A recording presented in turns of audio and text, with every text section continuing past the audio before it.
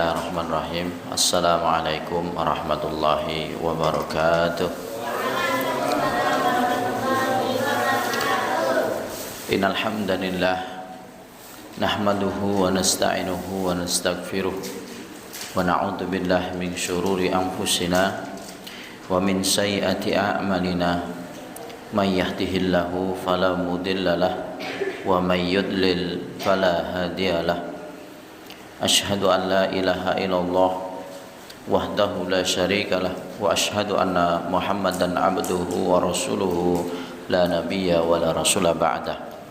Allahumma shalli ala Muhammad wa ala ali Muhammad kama shallaita ala Ibrahim wa ala ali Ibrahim wa barik ala Muhammad wa ala ali Muhammad kama barakta ala Ibrahim wa ala ali Ibrahim fil alamin innaka Hamidum Majid. Wa qala Allah Ta'ala fil Qur'anil Karim, ya ayyuhalladzina amanu taqullaha haqqa tuqatih wa la tamutunna illa wa antum muslimun. Wa qala ya ayyuhan nasu taqu rabbakumul ladzi khalaqakum min nafsin wahidah wa khalaqa minha zawjaha wa batha minhuma rijalan katsiran wa nisaa'a wattaqullaha alladzi tasaaluna bihi wal arham innallaha kana 'alaikum raqiba. Ya ayyuhalladzina amanu taqullaha wa qulu qawlan sadida yuslih lakum a'malakum wa yaghfir lakum dhunubakum wa may yuti'illaha wa rasulahu faqad faza fawzan 'azima. Fa inna asdaqal hadithi kitabullah wa khairan hadi Muhammadin sallallahu alaihi wasallam wa syarral umuri muhdatsatuha wa kullu muhdatsatin bid'ah wa kullu bid'atin dhalalah wa kullu dhalalatin finnar. Amsayna wa amsal mulku lillah walhamdulillahi la syarikalah la ilaha illa huwa wa ilaihin nusyur. Amsayna ala fitratil islam wa kalimatil ikhlas wa ala dini nabiyyina Muhammadin sallallahu alaihi wasallam wa ala millati abina Ibrahim hanifa wa ma kana minal musyrikin. Alhamdulillahirabbil alamin. Ma'asyiral muslimin rahimani wa rahimakumullah. Yang pertama, marilah kita senantiasa ucapkan puji syukur kepada Allah Subhanahu wa taala karena atas limpahan rahmat, limpahan hidayahnya kepada kita semuanya, nikmat iman, nikmat Islam, juga nikmat kesehatan, nikmat kesempatan yang diberikan kepada kita ini adalah satu nikmat yang besar yang tidak bisa kita hitung satu persatu.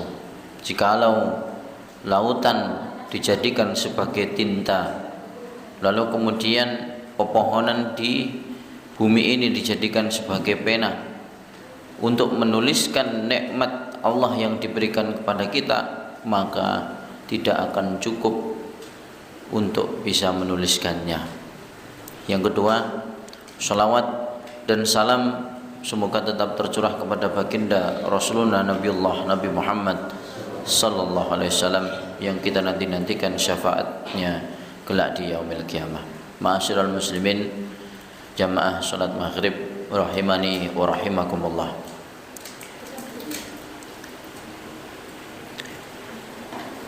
Dari Mu'ad bin Jabal radhiyallahu anhu, ia berkata, saya berkata, ya Rasulullah, beritahukan saya tentang perbuatan yang dapat memasukkan ke dalam surga dan menjauhkan dari neraka.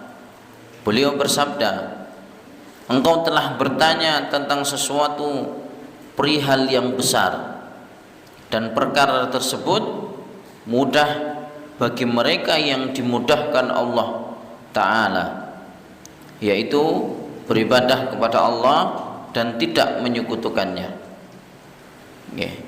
Pada di zaman ini fenomena tentang kekuasaan, fenomena tentang bagaimana ia ingin dimuliakan di dunia ini, maka seseorang menggunakan segala cara, bahkan sampai ia menyekutukan Allah Subhanahu wa ta'ala. Padahal hal ini adalah dilarang keras dalam syariat Islam. Ya. Demi ia mendapatkan apa yang ia inginkan di dunia ini, ia rela menggadaikan akidahnya. Demi dia mendapatkan jabatan di dunia ini, ia mengerahkan seluruh tenaganya menggunakan bantuan dan mungkin dari selain Allah Ta'ala. Ya. Maka apabila seseorang yang melakukan persekutuan kepada Allah Subhanahu wa Ta'ala, maka sebelum ia bertaubat kepada Allah Subhanahu wa Ta'ala, maka dia pasti tidak akan diampuni oleh Allah Subhanahu wa Ta'ala ketika meninggal dunia. Na'udzubillah min dzalik. Kemudian yang kedua yaitu adalah menegakkan sholat. Begitu mudah perkara ini ditinggalkan oleh umat muslim. Bahkan saya masih ingat betul ya, 2-3 hari yang lalu ketika saya sampaikan kajian, ada yang bertanya, mana dalilnya Ustaz tentang bagaimana seseorang diwajibkan untuk sholat berjamaah di masjid. Ya, itu menunjukkan pertanyaan yang begitu dasar sekali seseorang.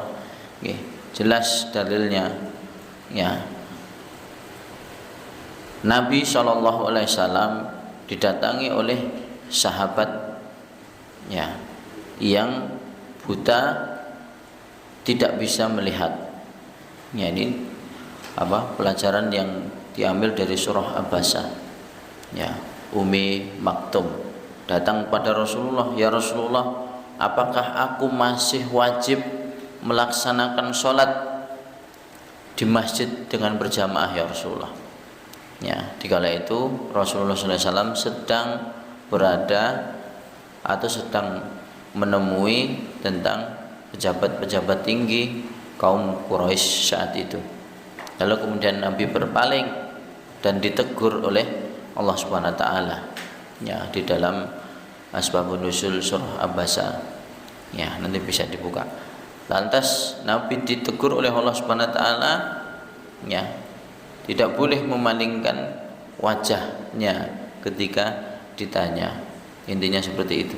Lalu kemudian Nabi menjawab tentang pertanyaan Umi Maktum, apakah engkau masih mendengar suara adzan wahai Umi Maktum? Masih ya Rasulullah. Jadi diketahui jamaah sekalian, ya, sahabat Umi Maktum ini memang tidak bisa melihat. Lalu kemudian ditakdirkan oleh Allah Subhanahu wa Ta'ala rumahnya jauh dari masjid. Ya, makanya bertanya kepada Rasulullah, ya Rasulullah, apakah yang seperti aku ini, kata Umi Maktum, masih harus mengerjakan sholat berjamaah di masjid? Rasulullah berbalik bertanya, apakah engkau masih mendengar suara adzan? Iya ya Rasulullah, maka wajib bagimu untuk sholat berjamaah di masjid. Begitu banyak riwayat yang lain ketika Rasulullah SAW sedang menyampaikan khutbah pentingnya sholat berjamaah di masjid bagi kaum laki-laki. Ya, maka seakan-akan siapa yang tidak mengerjakan sholat di masjid, maka oleh Rasulullah SAW akan dibakar rumahnya. Ya, berarti dia lebih nyaman tinggal di rumah dibandingkan untuk memenuhi panggilan adzan. Berapa lama sholat yang dikerjakan? Ya, dibandingkan ia tinggal di dalam rumahnya, pastinya lebih banyak waktunya untuk dia tinggal di dalam rumahnya daripada ke masjid. Ya, ini adalah perkara yang besar. Makanya disebutkan di setiap hadis Rasulullah, ada seorang sahabiah Nabi yang bertanya, ya Rasulullah, kalau aku membaca Al-Quran kemudian mempelajarinya, apabila aku menemukan suatu ayat perintah, maka akan aku laksanakan. Apabila Al-Quran mengatakan itu halal, maka akan aku katakan itu halal. Kalau Al-Quran mengatakan itu haram atau melarang, maka akan aku katakan itu haram. Lalu kemudian menyebutkan kepada Rasulullah, dengan aku menjaga sholatku wahai Rasulullah, dan aku juga mengerjakan puasa Ramadan. Di manakah keadaan posisiku ya Rasulullah? Kalau benar engkau melakukan itu wahai sahabatku, maka surga bagimu. Jadi 3 perkara saja. Dia mempelajari Al-Quran, mengatakan kalau Al-Quran mengatakan halal, dia mengatakan halal. Kalau Al-Quran itu mengatakan haram, dia juga mengatakan haram. Dia menjaga sholatnya, padahal yang bertanya ini perempuan, ya, berarti tidak harus sholat di masjid itu kan, ya. Kemudian dia berpuasa Ramadan, ketika datang puasa Ramadan, maka kata Rasulullah, surga bagimu, ya, luar biasa, ya. Kemudian yang kedua, setelah menegakkan sholat, yaitu adalah menunaikan zakat, ya. Kemudian berpuasa Ramadan dan pergi haji bagi yang mampu. Kemudian beliau Rasulullah SAW bersabda, maukah engkau aku beritahukan tentang pintu-pintu surga? Puasa adalah benteng, sedekah adalah mematikan atau menghapus kesalahan, sebagaimana air mematikan api. Dan salatnya seseorang di tengah malam atau qiyamul lail, kemudian beliau membacakan ayat yang artinya lambung mereka jauh dari tempat tidurnya. Kalau orang Jawa dahulu mengatakan, kok saya hidupku ini suntuk, tidak mendapatkan petunjuk, ya, maka diperintahkan untuk sedikit makan dan menjauhkan lambungnya dari tempat tidur, artinya tidur. Jadi betul Pak, ini nasihat bagi penuntut ilmu pun juga disampaikan, ya. Bagaimana ya Ustadz untuk kami bisa berkonsentrasi menuntut ilmu? Memang betul saat lambung ini terasa penuh, ya, kenyang, artinya dia banyak makan, maka otaknya akan malas, ya, tidak bisa untuk berpikir berat atau memecahkan satu masalah, ya. Makanya kenapa waktu menghafal itu identik dengan perut-perut yang baru kosong, ya. Ini satu rahasia nih. Salah satu keberhasilan mereka para penghafal Quran adalah dia menahan lapar, ya. Jadi di waktu pagi, waktu itu akan lebih terasa nyaman, akan lebih terasa enak untuk menghafal dibandingkan siang hari, ya. Waktu malam, ya, waktu sepertiga malam terakhir itu lebih nikmat lagi apabila digunakan untuk menghafal Quran dibandingkan pagi hari. Luar biasa. Karena apa? Perut dan pikiran ini masih belum memikirkan dunia, belum tercampur dunia, ya. Coba menghafal nikmatnya di pagi hari, ya, dia akan dihindarkan dari tempat tidurnya, akan dihindarkan dari mata-mata yang ngantuk, gitu kan. Sehingga niatnya akan mengalahkan segala hal yang menghalangi setiap langkah-langkah perjuangannya. Jadi pagi hari ngantuk ditidurkan, wassalam, bablas, mungkin sampai siang hari. Begitu juga seterusnya. Dan mata, lambung ini akan menagih mana makananku. Kalau dia terbiasa lapar, insya Allah lapar ini menjadi wasilah mempermudah untuk mereka yang sedang berjibaku menghafalkan Al-Quran. Kemudian beliau bersabda, maukah kalian aku beritahukan pokok dari segala perkara, tiangnya dan puncaknya? Lalu kemudian menjawab, mau ya Rasulullah. Pokok perkara adalah Islam, dan tiangnya adalah sholat, puncaknya adalah jihad fi sabilillah. Kemudian beliau menjawab, bersabda, maukah kalian aku beritahukan sesuatu yang jika kalian laksanakan kalian dapat memiliki semuanya? Saya berkata, mau ya Rasulullah. Maka Rasulullah memegang lisannya lalu bersabda, jagalah ini dari perkataan kotor dan buruk. Ini sudah terbukti, gitu kan. Yang namanya Al-Quran itu adalah cahaya, petunjuk, hidayah, pembeda antara yang baik dan yang buruk. Apabila dia mencampur adukkan antara urusan Al-Quran dengan urusan sesuatu yang buruk, maka Allah tidak akan pernah mempertemukannya di dalam otaknya, tidak akan pernah mempertemukannya di dalam hatinya. Dia tidak mungkin akan tersimpan. Jadi otak ini selayaknya flash disk. Ya, kalau flash disk baiknya ya untuk kita nyimpan sesuatu yang bermanfaat. Ya. Kalau flash disk itu sudah kemasukan virus, maka seisi flash disk itu semuanya akan rusak. Ya, bahkan sak laptop-laptopnya, sak komputernya sekalian, semuanya akan rusak. Ya, itu ibaratnya diri kita. Apabila hati kita ini menyimpan sesuatu hal yang buruk, maka ia akan meracuni perbuatan-perbuatan kita.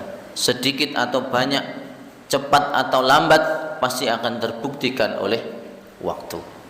Ya, ma'asyiral muslimin jamaah rahimakumullah. Nasihat ini biasanya saya sampaikan untuk para penghafal Quran, sehingga dia tidak mudah menyimpan. Itu kan, anak-anak itu kadang-kadang aneh. Dia mampu membaca novel ayat-ayat cinta. Berapa halaman itu? 300 lebih, itu berarti sudah membaca itu yang belakang itu. Ya, saya juga sudah, tapi dulu gitu kan. Awal kali keluar ya 4 hari 5 hari selesai. Kontilawah sak juz mak plentus ya. Seminggu rak rampung-rampung gitu kan. Ada keluar lagi Mihrab Cinta. Dibeli lagi juga. Berapa halaman itu? Udah baca belum Mihrab Cinta? Ya, belum baca. Saya baca gitu kan. Ya, padahal itu eman-eman mak memorinya. Padahal hanya cerita. Ya, kalau kita ambil positifnya banyak yang mengandung positif. Ternyata sudah selesai baca, filmnya keluar. Saya yakin anak-anak tuh pasti pilih lihat film daripada baca novel. Padahal seru novelnya daripada filmnya. Bagi orang-orang yang suka membaca gitu kan. Ya, jadi di antara dua buku itu ya, ayat-ayat cinta dan Mihrab Cinta, itu nek digabungkan tuh mungkin hampir 800 halaman itu kan. Sirah Nabi berapa halaman? Cuman 500 sekian. Itu yang kitab tebal itu. Sudah selesaikah dibaca? Dibaca toh. Dipelajari. Ya, mudah-mudahan Allah memberikan kemudahan. Jadi harus imbang. Memori dalam otak kita yang diciptakan oleh Allah Subhanahu wa taala itu tidak terbatas. Okay. Kalau sekarang ada iPhone yang berapa memorinya itu masih kalah dengan otak kita. Kalau kita mau menggunakan memori di dalam otak kita untuk mengingat ilmu, ya sebenarnya tidak terbatas. Alhamdulillah, ya mudah-mudahan ini yang terakhir. Ya, jangan pernah mencampur adukkan sesuatu yang dilarang oleh Allah Subhanahu wa taala untuk diingat dan disimpan di dalam hati. Ya, maka itu akan meracuni hati kita, akan meracuni pikiran kita. Yang seharusnya menghafal itu menjadi lebih nyaman, lebih mudah mendapatkan petunjuk Allah, maka akan terasa berat. Kalau menghafal sudah merasa berat, itu berarti ada yang salah pada hati kita. Ya. Jadi mau menghafal kok sulit, biasanya mudah. Pasti ada sesuatu yang meracuni di dalam hati. Lambat laun akan meracuni juga pikiran kita, sehingga kita tidak bisa berpikir jernih menghafal dan membaca novel. Kita asik membaca novel, padahal waktunya akan berjalan terus. Tahu-tahu sudah kelas 3 SMA, tahu-tahu sudah dijemput sama jodohnya. Kapan lagi menghafal Al-Quran gitu kan. Ya, jangan sia-siakan waktu. Jadi saya pernah mendapatkan pesan dari kiai saya itu, apa yang kamu lakukan pada saat ini, mungkin saat ini itu ya kelas SMP ataupun SMA ataupun sudah kuliah ya, jadi saat ini itu adalah gambaran masa depan kalian ya. Jadi apa yang kita lakukan saat ini, saya tanya, berapa lama Ustaz? Berapa lama Kiai? Ya sekitar 5-10 tahun yang akan datang. Nah, makanya sekarang kalau saat ini Bersyukurlah kita disibukkan dengan urusan-urusan yang menguntungkan dalam akhirat kita. Alhamdulillah, berarti 5 tahun ke depan kita masih selamat insya Allah. Ya. Kalau yang saat ini waktunya digunakan untuk malas-malasan, maka saat 5 tahun dan sampai 10 tahun yang akan datang, itulah gambaran masa depan kalian. Ya. Sehingga kita pasti akan seperti itu. Ya. Jadi memang betul saat saya dihukum karena ketahuan membaca novel waktu itu, ya, dihukum membaca kitab ABC, wah tebel banget, begitu berat. Tetapi saya rasakan Pak, termasuk salah satu kitab Minhajul Muslim ini karena hukuman saya rajin membaca kitab ini. Ya, baca kitab ini nanti satu bab selesai ditanya, satu bab selesai ditanya. Alhamdulillah nyantol Pak. Ya, beberapa kali saya nyantol kitabnya. Justru karena sering dihukum, kadang-kadang santri itu gitu, harus dihukum dulu baru dia memaksa dirinya untuk membaca. Tapi naik novel nggak usah dihukum gitu kan. Malam nanti nangis-nangis gitu kan, baca novel ternyata gitu kan. Jadi terkadang kita harus dipaksa, memaksa diri kita untuk mengerjakan satu kebaikan. Baiklah jamaah yang insyaallah dimuliakan Allah Subhanahu wa taala. Mari kita melanjutkan materi kita dalam kitab Minhajul Muslim. Kemarin yang terakhir tentang syarat sahnya seorang melaksanakan sholat. Satu, ya, suci dari hadas, baik itu hadas kecil maupun hadas besar. Yang kedua adalah menutup aurat. Nah, kemarin belum saya jelaskan tentang aurat perempuan. Ya, mumpung karena kemarin tidak ada, ya, jadi saya tidak terpikirkan kalau ada perempuan, maksudnya jamaah semakin mayoritasnya gitu. Biasanya orang yang melaksanakan sholat, ya, atau memakai mukena seorang perempuan itu dia tidak sempurna. Ya, mana batas aurat perempuan? Seluruh tubuhnya kecuali, ya, ini termasuk aurat bukan? Kalau sholat ditutup enggak? Lah, muka kan? Mana muka? Mana mukamu gitu kan? Muka adalah yang nampak di depan kita ini sampai di tulang rahang ini. Makanya bagi syarat untuk melaksanakan wudhu ini harus terbasuh sebenarnya. Batasnya itu di samping. Perempuan saya yakin juga ada tulang rahangnya. Kalau nggak ada tulang rahangnya nggak bisa makan, gitu kan? Nah,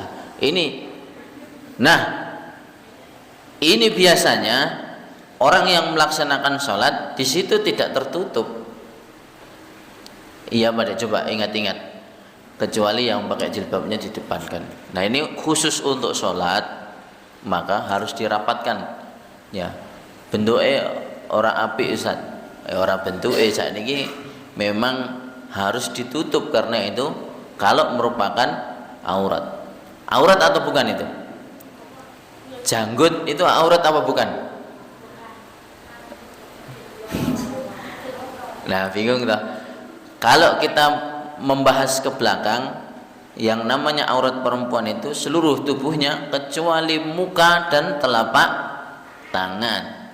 Nah, sekarang terjemah daripada muka, apa definisi muka? Mana batas-batasnya?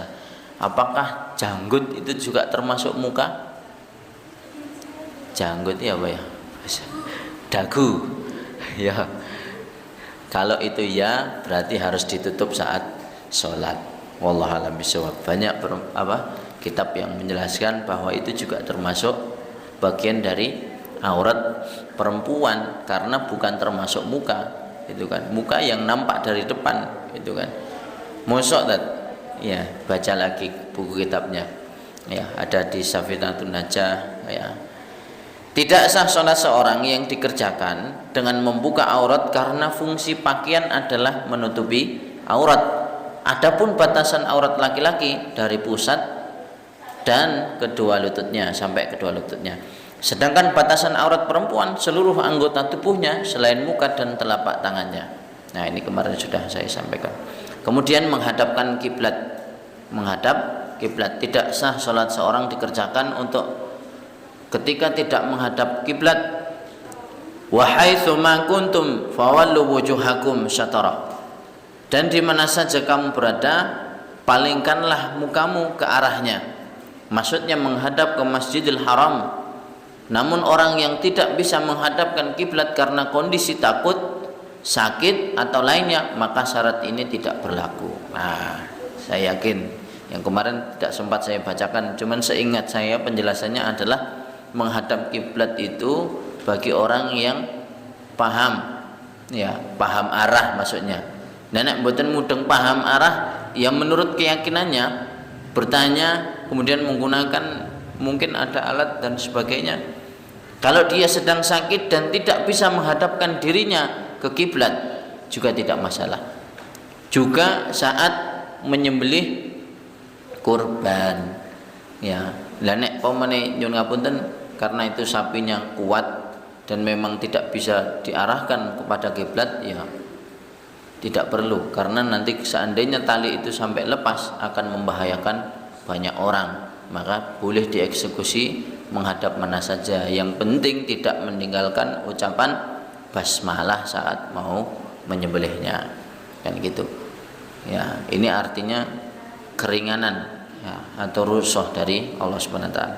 Rasulullah SAW pernah mengerjakan sholat di atas kendaraannya, sedangkan beliau ketika itu datang dari Mekah menuju Madinah dengan menghadap kemana saja arah kendaraannya itu berjalan. Ya, dalam hadis yang lain disebutkan itu sedang mengerjakan sholat sunnah. Jadi Rasulullah SAW sedang mengerjakan sholat sunnah. Ya, baik jamaah rahimakumullah, kita masuk dalam rukun dan dalam sholat. Materi ini dibahas tentang fardu-fardu, sunnah, hal yang dimakruhkan dan hal yang membatalkan dan yang memubahkan dalam sholat. Ya, satu, fardu atau wajib dalam sholat. Ketika berdiri bagi orang yang mampu. Ya, jadi berdiri saat sholat itu termasuk hal-hal yang wajib bagi orang yang mampu. Tidak sah sholat fardu yang dikerjakan sambil duduk dalam kondisi mampu berdiri. Ya, orangnya sehat, kuat dalam berdiri, maka wajib baginya mengerjakan sholat dengan berdiri. Wa qumu lillahi qanitin, berdirilah untuk Allah dalam sholatmu dengan khusyuk. Dalam sabda Rasulullah SAW, kerjakanlah sholat dengan berdiri. Jika kamu tidak mampu, maka kerjakanlah dengan posisi duduk. Jika tidak mampu juga, maka kerjakanlah dalam posisi berbaring. Ya, berbaring juga tidak mampu, maka laksanakan sholat dengan isyarat. Ya, bagaimana itu?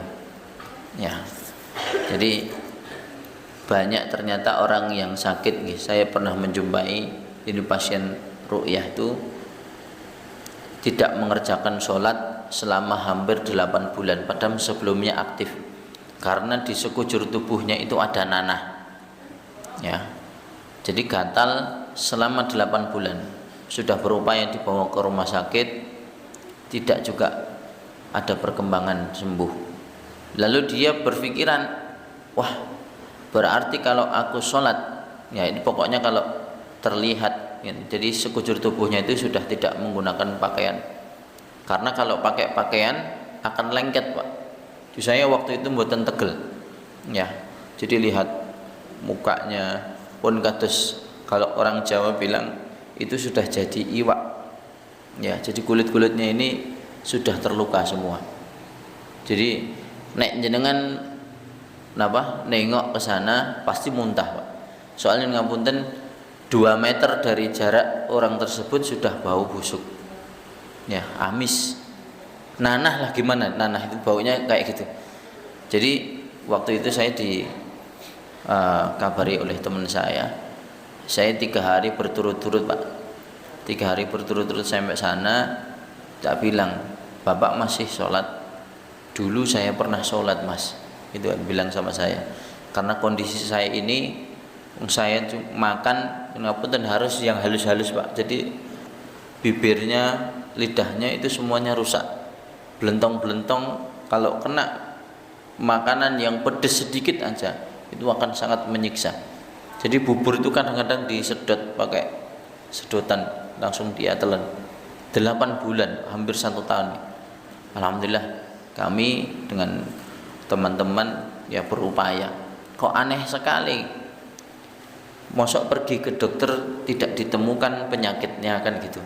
Aneh Pak. Saya sampaikan, Bapak malam ini kebetulan saya datang ke sana habis Isya. Saya bilang, mulai malam ini mengerjakan sholat nggih. Sebisa Bapak. Kalau tidak bisa memakai baju, pakai sarung saja, diikat sampai dada, langsung jenengan bisa mengerjakan sholat. Kalau dengan berdiri jenengan gerakannya susah, boleh dengan duduk saja. Ya. Kalau wudhu tidak bisa, jenengan isyarat tayamum. Jadi tidak usah pakai debu beneran, udah tempelkan lantai atau dinding atau di tikar itu dengan isyarat itu tayamum. Saya bimbing waktu itu, pokoknya Bapak harus mulai hari ini. Justru ini adalah mengingatkan kesabaran panjenengan untuk bisa mengingat Allah. Saya kasih motivasi tentang kisahnya Nabi Ayub. Nabi Ayub itu ditinggalkan oleh istrinya, ditinggalkan oleh umatnya, ditinggalkan oleh pengikutnya, semua keluarganya, dan dia diusir dari kampung. Alhamdulillah jenengan ini banyak yang peduli Pak, banyak yang menyarankan jenengan harus berobat ke sini alternatif ataupun ke dokter khusus kulit. Tapi mungkin dia putus asa, sudah dibawa kemana-mana, sudah menghabiskan sawah, menghabiskan apapun, tidak kunjung sembuh. Ya, biidznillah waktu itu saya ajak dia untuk niat Bismillahirrahmanirrahim, ya Allah, saya memohon kesembuhan kepadamu, karena penyakit ini yang memberikan Engkau dan yang mampu menyembuhkan adalah Engkau. Jadi waktu itu beliau sholat tak tunggu, tak suruh berdoa sama Allah. Ya, pasrah kali Allah Subhanahu wa taala. Gitu. Saya juga tidak menyangka Pak. Kemudian habis itu kita ruqyah. Ya, mungkin hampir 1 ember dia muntah itu. Jadi 1 ember, padahal yang dimakan itu tidak ada sak piring. Aneh gitu. Kalau makan dia 1 piring bubur enggak habis karena sakit, harus sedikit-sedikit baru makan. Pokoknya dia sudah lemes. Jadi muntah tuh hampir 1,5 ember hitam yang tinggi segini. Ya, saya juga aneh, itu dari mana? Ya. Kemudian yang kedua dia bilang, alhamdulillah Pak, pikiran saya sudah mulai enggak pusing lagi, ada perkembangan. Jadi awalnya dipusing, pengennya tidur terus gitu. Kemudian kita tanya, dia mengaku, apa sebabnya jenengan seperti ini? Ya, sebabnya adalah memotong pohon yang ada di dekat rumah dia itu dengan kesombongan. Jadi orang tuanya dulu berpesan, pohon ini jangan ditebang, soalnya ono sing nang kene. Dia nggak percaya Pak. Ya, nggak percaya, alah kuwi tahayul. Ya, apa kita potong wae ora apa-apa. Ya, ternyata habis dipotong pohonnya itu, ya mungkin karena keyakinan orang tua yang dulu akhirnya terjadi betul. Ya, apa nggak tahu apa kebetulan di situ juga ada jin yang mendengar karena dia sombong. Orang enek sing ngalahke aku. Oh, iki kebunku gitu misalnya. Mau tak potong ya terserah saya, enggak ya juga terserah saya. Nah, yang saya khawatirkan ini adalah kesombongannya dia bisa memotong pohon itu dan berani, padahal saudara-saudaranya sudah mengingatkan jangan dipotong dulu. Ya, malah ngeyel. Akhirnya dipotong, jatuhlah sakit. Dan awal-awal dia sakit itu ternyata diawali dengan mimpi buruk. Kembalikan, intinya disuruh mohon maaf, kembalikan, dia tidak gagas itu kan. Akhirnya juga sakit. Jadi awal daripada sakit yang tidak terdeteksi oleh medis, itu biasanya diawali oleh mimpi buruk yang berulang-ulang. Jadi mimpi buruk yang berulang-ulang, setiap malam dia datang, mimpinya sama, waktunya sama, berulang-ulang terus setiap malam, maka segera lakukan ru'yah mandiri, ya, zikir al-maksurat dan lain-lain. Apapun nggih, setiap malam kok mimpi dicokot ular, wah kuwi jodone wis cedak nduk. Nek ndak dino dicokot ular terus, suwe-suwe dicokot ular tenan iku. Ya. Ya. Kalau diyakini orang Jawa gitu, mimpi ketemu digigit ular itu katanya jodohnya sudah dekat gitu. Ning nek tiap hari mimpi dicokot ular, mosok cedak terus nggak pernah ketemu gitu kan. Ya, maka dia harus melakukan ru'yah mandiri sehingga mendekatkan diri kepada Allah Subhanahu wa taala dengan doa-doa yang diajarkan Rasulullah. Kemudian yang kedua adalah niat, yaitu ketetapan hati untuk melaksanakan sholat tertentu berdasarkan sabda Rasulullah. Sesungguhnya segala amal itu tergantung pada niatnya. Ya, sudah takhrid sebelumnya. Nggih, bagi orang yang niat monggo. Ada ulama yang menyampaikan kalau itu dengan lafadz silahkan. Ya, hanya ada ulama yang mengucapkan sementing hatinya mengucapkan niat sholat lillahi ta'ala juga monggo silahkan, semuanya benar. Ya, pendapat ulama. Kalau ditanya mana dalil yang paling dekat, ya monggo semuanya ada dalilnya. Ya. Kemudian yang ketiga adalah takbiratul ikram. Ini sesuatu yang besar yang menjadi penentu sholat kita, yaitu adalah takbiratul ikram. Tidak sah sholat seseorang apabila tidak melewati takbiratul ikram. Bagaimana sholat saat terlambat? Ya tetap takbiratul ikram. Allahu Akbar, kondisinya sujud, kemudian dia ikut imam sujud. Kondisinya duduk, setelah takbiratul ikram dia kemudian ikut imam duduk.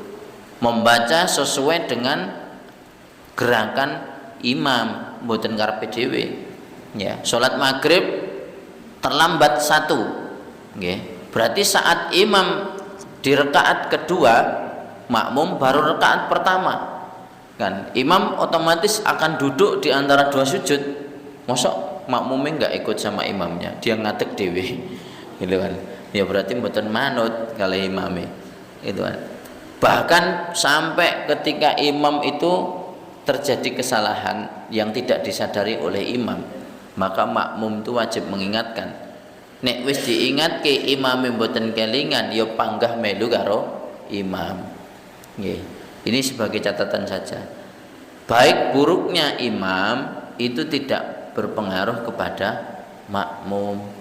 Nek imame apik, maksudnya sholatnya bagus, semuanya ikut bagus. Nek imamnya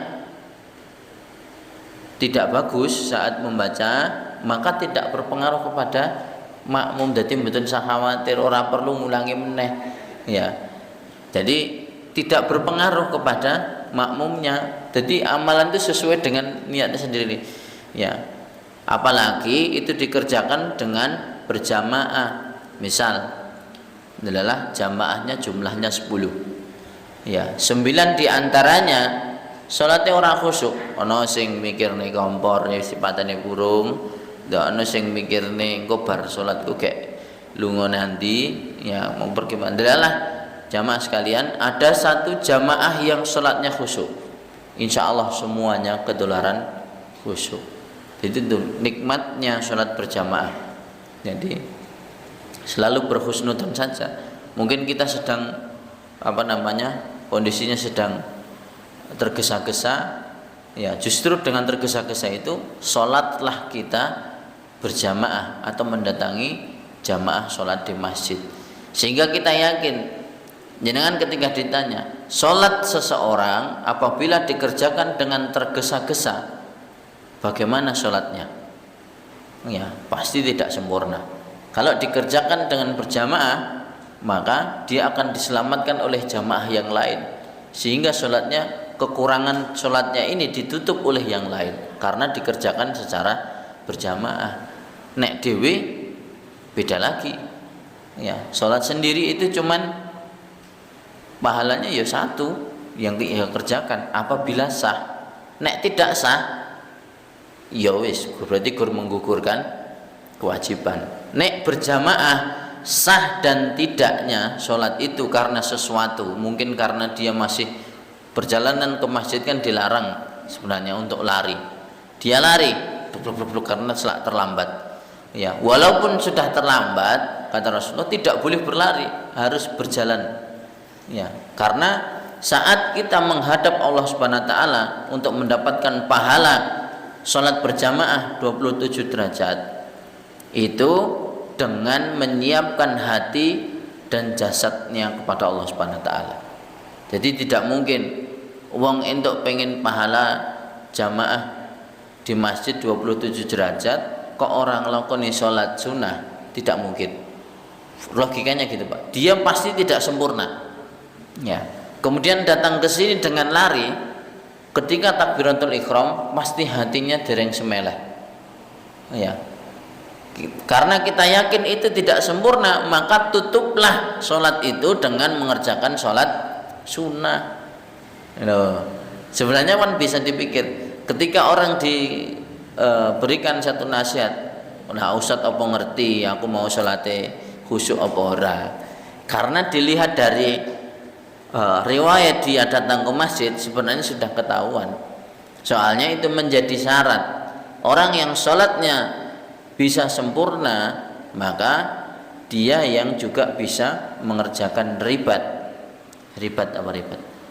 Orang yang menunggu waktu sholat, mungkin datang ke sini, mungkin pas ketika azan bisa mengerjakan sholat sunnah, bisa beristighfar, ya, bisa berdoa antara adzan dan iqomah, menunggu jamaah yang lain saat datang. Insya Allah saat takbiratul ikram niku atine wis mapan, Pak. Beda dengan datang dari rumah wis kemrung sumpah aku engko telat siji tenan. Tekan kene telat siji tenan. Maka hatinya urung siap melaksanakan sholat sebenarnya karena sudah terlambat, maka dipaksa untuk bisa bersama imam, gitu kan. Baiklah, jamaah yang insyaallah dimuliakan Allah.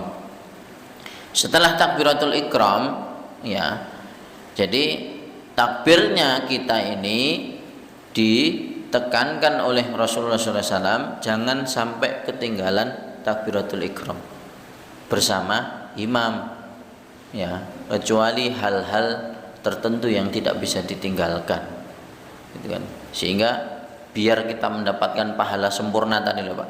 Kalau jamaahnya tetap dapat, tapi sempurna enggak 27 derajat.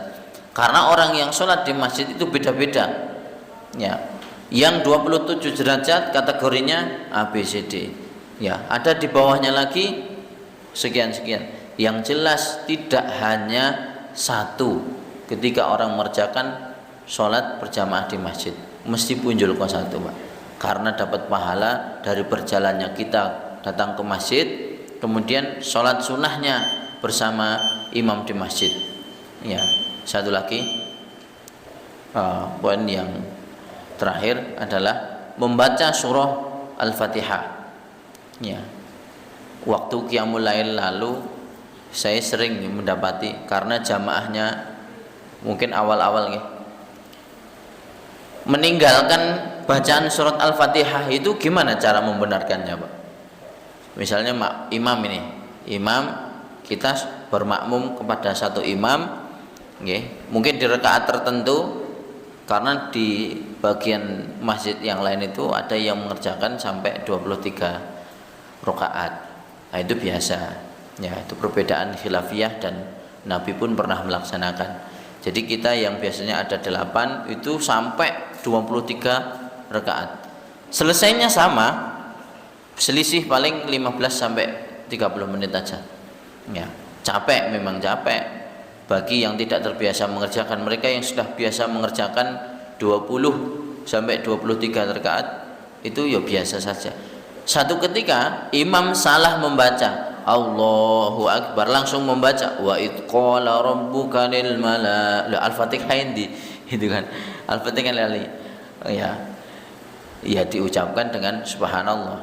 Kalau imam tidak mengerti, maka sampaikan ketika sudah selesai sholat, Pak tadi tidak membaca surah Al-Fatihah. Ya.